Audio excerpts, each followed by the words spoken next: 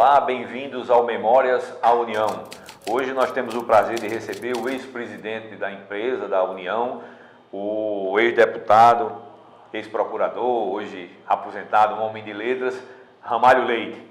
E gostaria de começar essa conversa, Ramalho, com uma tônica que tem sido comum nesse projeto, que é exatamente perguntar: como foi que começou a sua história com a União? A minha história com a União começou eu ainda estudante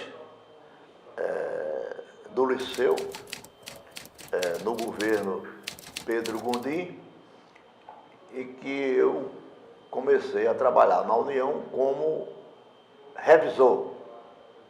Então, naquele tempo, saíam as provas das impressoras, ali no tipo preparava tudo, né? Aquele cheiro de chumbo que ainda hoje não saiu das minhas ventas. Então, eu comecei ali fazendo revisão. Depois passei à redação e fazia uma coluna. Isso durou muito tempo na revisão? Como é? Durou uns 3 anos por aí. Quando eu fui, depois passei para a Faculdade de Direito e já estudando Direito comecei no batente, quer dizer, eu comecei na Tribuna do Povo, que era uma espécie, era o jornal da UDN, mas era uma espécie de filial da União, porque a UDN era aliada do governo Pedro Gondim. Então, a Tribuna do Povo repetia quase que o mesmo linguajar da União de apoio ao governo. Então, mas isso na revisão? Não. Quando começou no batente do jornalismo mesmo, né? No noticiário. Lá na Tribuna, ao tempo em que ainda trabalhava como revisor na União, eu fazia uma coluna na Tribuna do Povo. Política já? Titulado, não, Tribuna Estudantil. Tribuna Estudantil. E lá eu dava notícia do corpo docente, do corpo discente, da política estudantil. Cheguei até a ser candidato a conselheiro da AESP, parece que a sigla era essa, a Associação dos Estudantes Secundários, na vez que foi eleito presidente Francisco Ramalho, entendeu? Então, eu fazia essa tribuna estudantil, fazia também um pequeno jornal denominado O Estudante, que circulava dentro do liceu. Eu confesso o meu pecado, eu não tenho hoje um exemplar desse. Agora, lembro-me bem que o nome O Estudante foi sugerido pelo livreiro Nolo Pereira, que nos apoiou nesse empreendimento, quer dizer, patrocinando, que é o patrocínio comercial, e a firma dele era a Livraria do Estudante, ali na Duque de Caxias, onde tem o calçadão hoje. Então, esse jornalzinho circulava no liceu e em todos os colégios, dando notícias, né, do mundo estudantil. Depois, então, na União, essa minha coluna era de assuntos municipais, não é?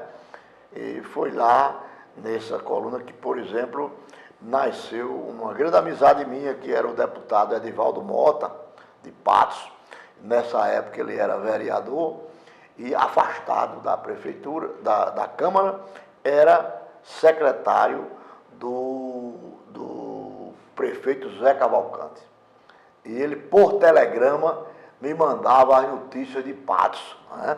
Eu me lembrei que ele mandava dizer: hoje pela manhã o prefeito Zé Cavalcante tomou café da manhã com os gari, antes deles iniciarem seu trabalho de limpeza da cidade. Então eram umas notícias interessantes que a gente recebia de toda parte. Eu resumia isso e fazia uma coluna de assuntos municipais. Diária? Como era? Não, eu acho que era semanal. Sei. Tenho a impressão que era semanal, não era diária não. Acho que era semanal. Daí esse período seu na União, é um período que você lembra por exemplo, quem eram os papas do jornalismo naquela época? Os papas do jornalismo, eu não tenho muita aproximação com ele. Agora, a direção da União era Breiner. Antônio Breiner era o diretor-geral da União, mas quem comandava o setor gráfico e o Diário Oficial era um cidadão chamado Manuel Costeira.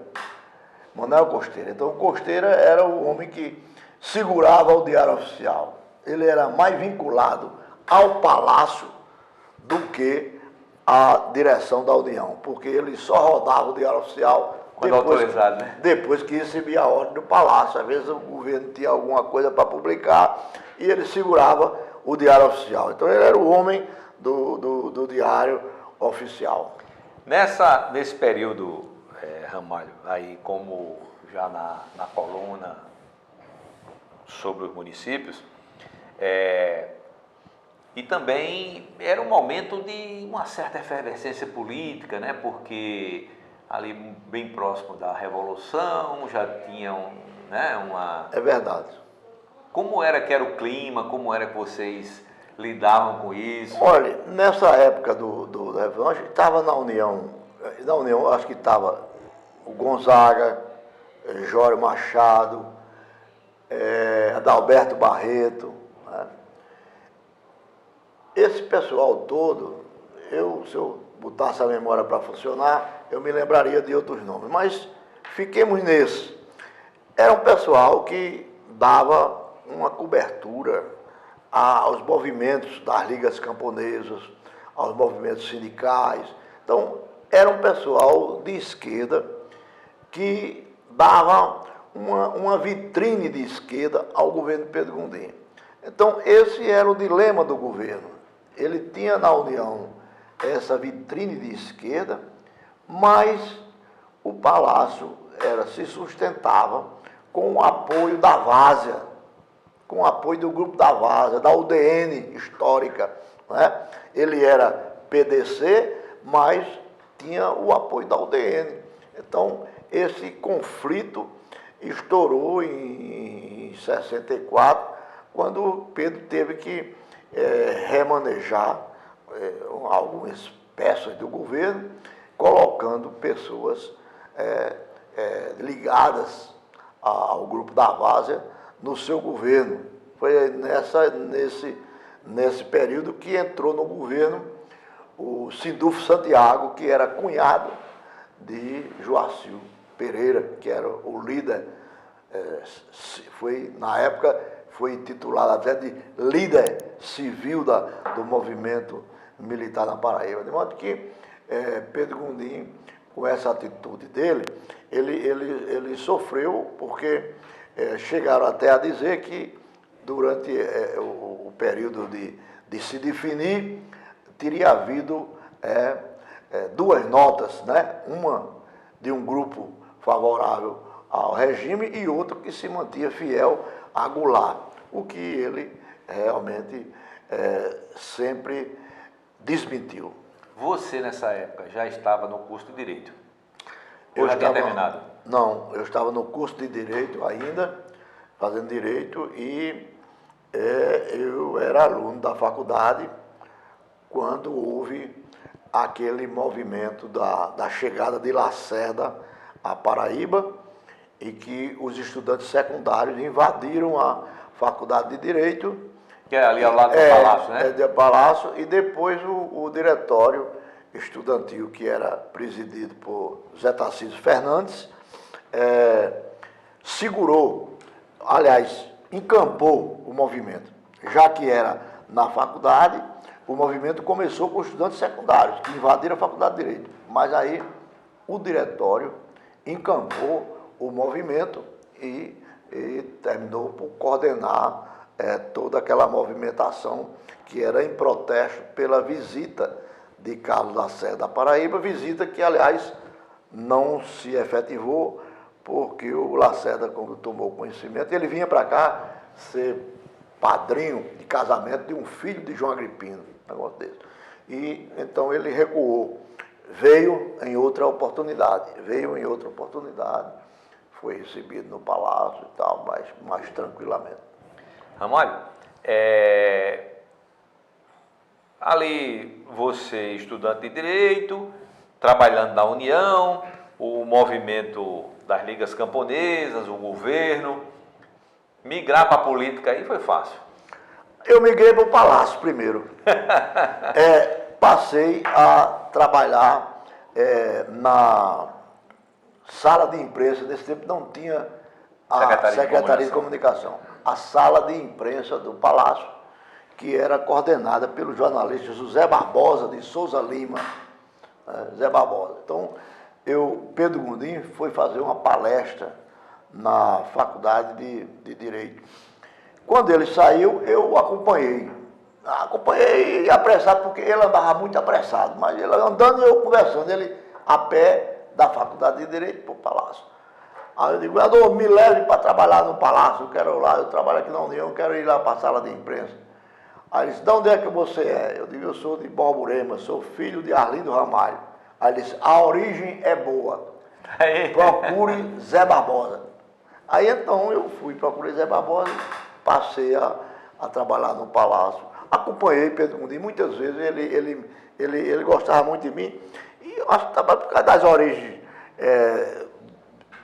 da área, né? Borborema, vizinha Serraria, aquela área toda ali. Então, ele sempre me levava, o repórter que ele levava para a reunião da Sudene era eu. Então eu fui várias vezes. Me lembro uma vez que nós fomos fazer uma visita para a fábrica de cigarros Souza Cruz, em Recife. O Pedro Gondim foi, que naquele tempo ninguém criticava os fumantes, né? Então o governador podia fazer visita à fábrica de cigarro.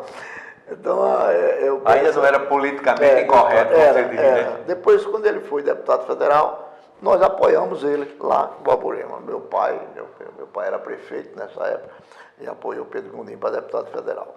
De modo que essa é uma fase boa. Mas você voltou para a União depois desse... Não, aí eu fui... houve aí um período de que eu fiquei aí como advogando e tal, e até que fui levado por Dorival para a prefeitura da capital, isso nos anos 70 já, né? 70. Eu fui ser chefe de gabinete, não era chefe de gabinete naquela época, era diretor de relações públicas. Aí então fui transformado mas imediatamente eu fiquei respondendo como secretário de turismo, e depois então nós juntamos, o Dorival juntou relações públicas com turismo e criamos a secretaria assistente, que eu fui o primeiro titular dessa secretaria, que era uma espécie de olhos e ouvidos do prefeito, né? A gente fazia tudo, da festa das neves ao tapa-buraco, a gente levava Ô Ramalho, no período aí da União ainda, de ligas camponesas, essa coisa, e foi um período que estourou a Revolução, né? Você ainda estava aqui? Ainda tinha a coluna, já tinha... Como é que estava nesse período aí? Como é que você se situou? Já tinha saído da União? Tenho a impressão que eu já tinha saído da União, já tinha saído dessa forma. Mas desse pré-período, além dessa questão das ligas camponesas, você se lembra de algum fato ou de alguma matéria, alguma coluna, alguma coisa que tenha mexido com as estruturas do poder, digamos assim, ou que tenha provocado alguma, digamos assim, alguma repercussão política grande? Não, houve um fato que eu realmente era de longe, eu era estudante ainda, mas que houve uma ampla repercussão na Paraíba, que foi quando, na saída de Zé Fernandes, Pedro Gondim ia assumir, e então o Zé Fernandes mandou para o Diário Oficial, tem a impressão que acho que eram promoções de militares e nomeações de cargo na hora da saída, né?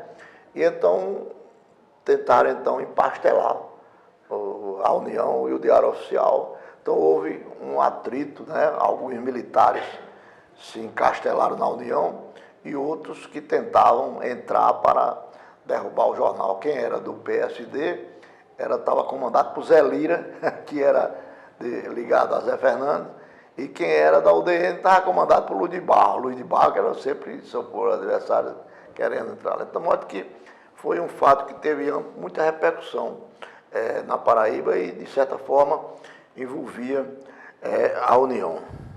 Fiquei envolvido na administração e fiquei sem escrever. Aí, veja bem, então eu saí da prefeitura para ser deputado. Fiz concurso de promotor na prefeitura. Depois o Hernando Sato me botou de volta para a prefeitura. Naquele tempo, quem mandava no Ministério Público era o governo mesmo, não tinha essa autonomia do Ministério Público. Então eu saí, já fiz o concurso, tomei posse no Ministério Público e voltei para a prefeitura. Da prefeitura, eu saí para ser deputado, né? Aí passei esses anos todos como deputado. Fui deputado federal, assumi 2 vezes em Brasília, e de Brasília eu passei para Fortaleza. O Itamar Franco me nomeou diretor do BNDES, não foi? Do Crédito Rural do Banco do Nordeste. Eu fiquei lá uns 2 anos em Fortaleza, e depois, quando eu voltei, aí passei a me dedicar à área de executivo, né? Primeiro eu fui secretário da Assembleia, eu acho que foi antes, secretário da Assembleia, e depois então fui presidente do Instituto de Previdência do município e fui secretário de administração. Depois então veio o governo Cássio, eu já estava com o meu escritório de advocacia, especialista em Tribunal de Contas. Eu só advogava no Tribunal de Contas, eu nunca gostei dessas audiências. Aí então eu já tinha lá umas 10 prefeituras que eu dava assistência jurídica, e então saí para ir para o governo de Cássio. Fui ser secretário do controle da despesa pública, depois passei a ser presidente da PBPrev. No governo de Ricardo, eu vim para a União, fui secretário de articulação municipal e, finalmente, voltei a PBPrev, fui a presidente fui a PBPrev e depois fui para a agência de regulação. A agência de regulação que regula os serviços de água, gás e energia. Mas olha, eu me lembro que você, deputado estadual na Assembleia, nunca perdeu o vínculo com a União, porque você foi deputado, eu acho que nos anos 80, não foi? De 74 a 90. Pois é, pegou bem os anos 80. Eu entrei na União exatamente em 1980.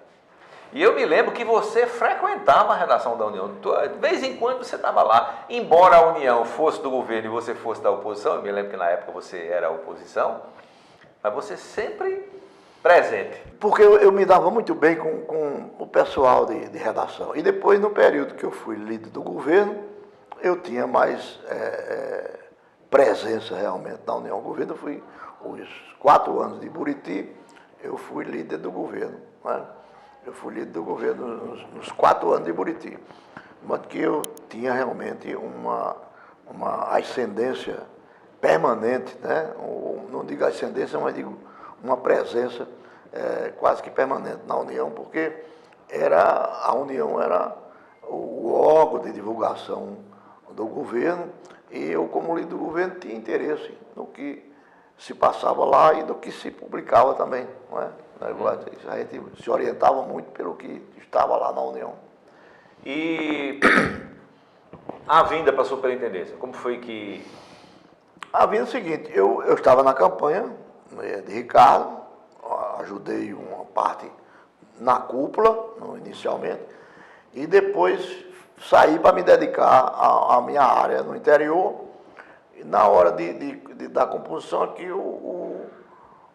Nonato estava organizando a União e alguém sugeriu meu nome. Eu digo, eu topo, não tem problema nenhum. Aí eu aceitei. E vim para aqui, passei um ano aqui na União. Nesse Em período, 2011. nesse período conseguiu implantar algum projeto ou se preocupou mais Aqui em arrumar a casa? não, aqui Como foi?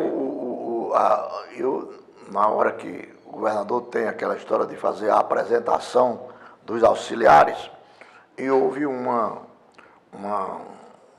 essa apresentação também comigo. Eu acho que eu e outro órgão que ele apresentou à imprensa, né? E nessa ocasião, na presença do governador, eu disse, eu quero que a União, eu espero que a União seja um órgão mais aberto, não seja simplesmente um órgão encarregado de divulgar o governo. Possa ser um órgão plural, que dê também espaço à oposição, que eu acho isso muito importante. E aí o pessoal mais acha que tem ainda espaço para um jornal como a União, porque a tendência e muita gente achava que, não sei se para diminuir a concorrência, o certo é que muita gente defendia que a União deveria ser extinta, né? Principalmente o jornal, né? Principalmente o jornal. E eu já tinha visto que a União não dá prejuízo. A União todo ano tem dinheiro aqui para mandar para o Tesouro, todo fim de ano. É claro que o Diário Oficial é quem ajuda mais, é quem mantém a União. Mas é um instrumento de propaganda do governo que deveria ser mais divulgado, deveria ser mais distribuído, né? Circular mais, não ficar muito adstrito a assinaturas, né? Quando eu assumi aqui, eu levantei um projetozinho assim de a União nas escolas, que era para fazer a União chegar ao interior, às cidades que menino de escola não conhecia um jornal, porque não chegava nenhum, né? Não chegava nenhum. No tempo que existia o trem levava, né? Com os ônibus era mais difícil esse transporte, né? Mas a União chegava cedo em Cajazeiras, saía de madrugada aqui, chegava cedo em Cajazeiras, de modo que a gente fez isso e o pessoal defendia que era o mundo digital, ia tomar conta de tudo, e não tinha mais lugar para a União. Eu digo, bom, a primeira coisa que eu fiz foi, a União era um tabloide, estava transformado num tabloide, e eu imediatamente, eu suspendi aqui as atividades por uns 30 dias, para a gente poder então relançar a União no tamanho stand. Então nós fizemos isso, fizemos uma ampla publicidade com outdoor e tal, mostrando a União, e começamos a fazer uma União diferenciada, dando espaço à oposição. Por exemplo, eu dei uma página inteira ao Vital do Rego, que era líder da oposição, entendeu? Porque a gente tinha instrumento de defender o governo mais rápido do que qualquer outro jornal, não é? Quer dizer, podia receber a crítica e naquela mesma edição já podia sair a resposta do governo. Então não tinha por que negar a palavra à oposição. Eu acho que essa história no governo mesmo de Ricardo, uma vez eu fiz uma recomendação que não determinada, essa rádio tal, que faz campanha contra a gente, não é para ninguém do governo comparecer lá. Eu digo, me permitam discordar. Eu acho que nessa daí é que nós devemos ir. Não é? Porque se tem nessas emissoras de rádio um público cativo que só ouve notícia contra o governo, então é uma ocasião que nós temos de mandar uma mensagem do governo nessa rádio. A versão do governo. E não nos omitir, deixar. Eu discordei completamente. Da mesma forma que eu acho que a União devia abrir o seu espaço para a oposição, porque tem condição também de se defender mais rapidamente. Ramalho, além desse projeto de levar a União às escolas, levar a União aos municípios, de dar um espaço para a oposição, isso era projeto bem específico para o jornal, uma das preocupações da União. Mas a União tinha a gráfica, que imprimia também o Diário Oficial, e editava livros, como ainda hoje edita. Nessa área, como foi que você lidou com isso, inclusive sendo uma pessoa de letras, né? Bom, eu fiz um convênio com a Fundação Carlos Américo para imprimir livros através da Fundação Carlos Américo e também fiz um convênio com o Instituto Histórico para fazer os livros de membro do Instituto Histórico com um abatimento que, na realidade, a gente só cobrava o custo do material, porque a gente tinha aqui o material e mão de obra, porque o que a gente queria era realmente valorizar o autor paraibano, entendeu? E essas duas instituições, na época eu não fiz contato com a Academia de Letras, mas fiz com o Instituto Histórico e a Fundação Carlos de Américo, o Flávio Sátrio e o Joaquim Osterno Carneiro no Instituto Histórico. Mas o que nós fizemos nesse convênio para justamente editar esses livros e mantivemos o Correio das Artes, que estava um pouco parado, a gente começou a reeditar. Nós tínhamos uma turma boa aqui, comandada por Bete Torres. Bete Torres era a editora, mas ela é quem selecionou todo esse pessoal da imprensa que trouxe para cá, que eu conhecia menos, né? Eu estive afastado muito tempo, conhecia menos. Então tinha que confiar na escolha dela. Então é uma equipe muito boa e o jornal teve uma boa aceitação. Aumentou o número de assinaturas, a entrega ficou sendo feita regularmente. Agora, nós fizemos uma coisa que depois deixaram de fazer. Eu acho o seguinte, que o governo gasta muito com publicidade, mas a União é uma publicidade que ele tem a mais barata possível, entendeu? Desde que seja isso, é distribuído. Então, eu cadastrei aqui clínicas, barbearia, salão de beleza, essas coisas todas. E mandava a União entregar. O que é que eu gastava? Só o transporte. Mas tinha lá as notícias do governo, que o sujeito, enquanto eu estava esperando o médico, estava lá lendo. Folheando. Não é? Hoje ele fica no celular o tempo todo. Em consultório médico, hoje você não conversa mais, ninguém conta mais sua doença, né? O vizinho não conta mais a doença a você. Chegava no consultório, o sujeito contava a doença dele, contava a doença dele todinha, né? Contava a doença dele todinha. Hoje não, fica com os dedinhos, né? Conversando com os dedos no celular. Quer dizer, mas se tiver um jornal ali perto, uma revista, o sujeito não existe a tentação de folhear. Eu tive a ocasião de chegar no consultório médico no fim da tarde e a União está toda amassada de tanto tecido manuseada durante o dia. Quer dizer, então eu acho que toda a vida eu vivo defendendo isso. Todo secretário de comunicação que eu digo, rapaz, manda a União.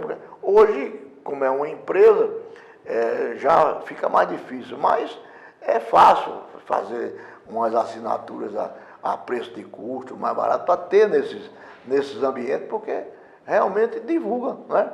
Nós temos hoje aqui na Paraíba com um único jornal.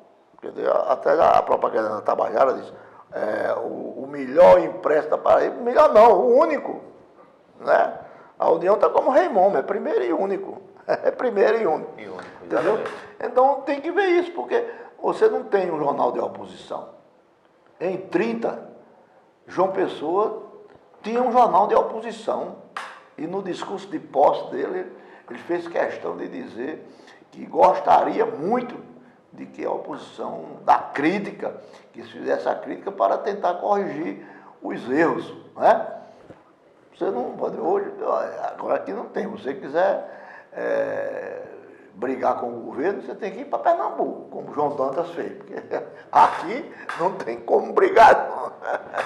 Ramalho, e que leitura você faz como ex-superintendente, como um homem de letras, um advogado, um homem que já tem uma experiência de vida muito grande, tanto na área pública como na área privada, e de repente a gente está diante de uma revolução que é a internet, que é a possibilidade de você ter tudo ao alcance da mão, um aparelhozinho, uma engenhocazinha. E como é que você vê o espaço, por exemplo, para essa imprensa analógica, totalmente analógica, porque o papel é analógico, a tinta é analógica, a confecção é analógica, tudo analógico ainda. Olha, eu estou sendo sujeito, está lendo com os dedos, né? Exatamente. Lendo com os dedos no celular.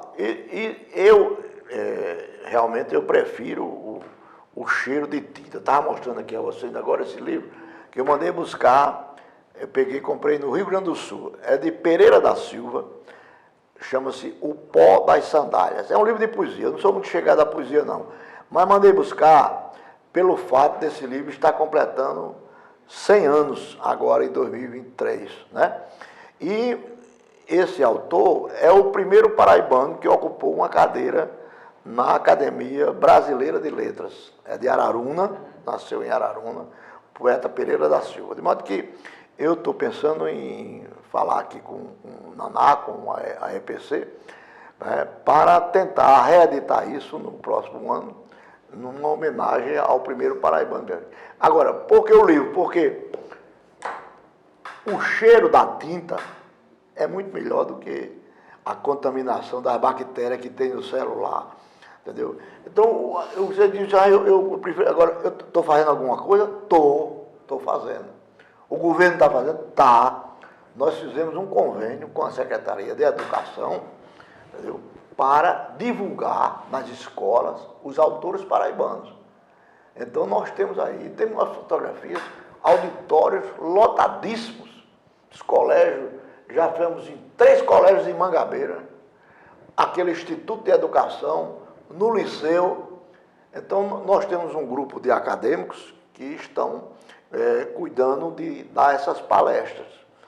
O Zé Otávio, o Helder Moura, o Hildeberto Barbosa, o Milton Marques e a Ângela. A Ângela e o Milton acabaram de dar um curso na academia para os professores do Estado sobre Augusto dos Anjos e Além do Rio. Entendeu? Pegamos o diploma direitinho para ela e tal, damos certificado do comparecimento. São professores de português e de literatura. Então, selecionados ou encaminhados pela nossa primeira região do ensino. De modo que esse convênio que eu fiz com o secretário da Educação, com o Cláudio Furtado, ele está tendo uma ampla repercussão, porque nós estamos levando a academia às escolas. E uma maneira também de fazer com que o menino se afaste um pouco, essa juventude se afaste um pouco do celular e comece a reconhecer o livro como um objeto de desejo, digamos assim. De modo que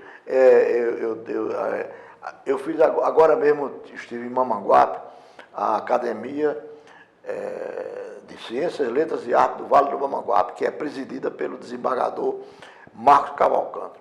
Então, em uma manhã, nós tivemos lá o lançamento de cerca de 35 livros de pessoas que residem no interior e que são valores que estão publicando os seus livros. Quer dizer, então isso é muito importante. Então você acha que ainda tem muito espaço para... Tem muito espaço. O auditório lá eram universitários do campus de Mamanguape e do campus de Rio Tinto.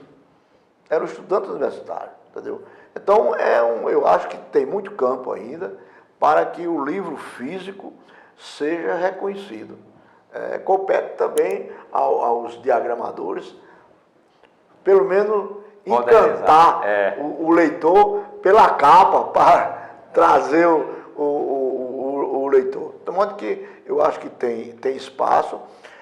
Não podemos também desprezar a presença e a força do virtual, não podemos desprezar. Tanto é que eu estou pedindo agora, eu estou bolando com o Juca Pontes um projeto para a academia, que nós vamos colocar na internet um livro falado. Então nós vamos pegar os acadêmicos ou convidados para, em 5 minutos, ou no máximo 8 minutos, falar sobre um livro, entendeu? Então eu não estou inovando nada. Tem um parente meu que tem uma rádio no Ceará, que ele tem um programa semelhante de um livro falado, né? E eu pedi a ele que usar esse nome. Mas eu participei da Academia de Letras de Alagoas, inclusive um livro que eu li. Eles fizeram a ideia deles é essa, a pessoa falar sobre um livro que leu e se impressionou com a história desse livro, entendeu? Eu fiz a minha gravaçãozinha sobre Menino de Engenho, Zé Lins do Rego, inclusive porque foi escrito lá nas Alagoas, quando Zé Lins morava lá, né? Então eu participei desse projeto que está na internet, né? Um livro que eu li, muito bem apresentado, bem profissionalmente. Então eu estou querendo fazer aqui algo semelhante para também despertar a atenção do estudante pela literatura no veículo que eles costumam usar, né? Que é o celular, que é a internet. De modo que a gente está atacando por todas as frentes, né? No livro físico e também na internet. Ramalho, já falamos de passado, já falamos de futuro, agora que você terminou essas suas observações, já falamos do presente, e eu só posso agora lhe agradecer e deixar você à vontade aí para você registrar algo que por acaso tenha passado desapercebido. Eu quero apenas parabenizar a União por essa iniciativa de preservar a memória desta casa. Esta União é uma escola, é uma universidade por onde passaram as maiores figuras do estado da Paraíba. Então nós não podemos esquecer que governadores, senadores, muitas figuras que ocuparam cargos, mandatos eletivos e cargos na administração pública, passaram pelos bancos e pelas máquinas de datilografia da União. Ocuparam as linotipos, depois ocuparam as offset e finalmente fizeram da União este patrimônio que não deve jamais ser extinto. Considero uma aberração e um desserviço à Paraíba quem defende uma tese de fechar o jornal União. A União é um patrimônio tombado e que deve ser preservado. Ramalho, muito obrigado pela sua participação aqui conosco no Memórias da União, e a todos nosso obrigado e até a próxima edição.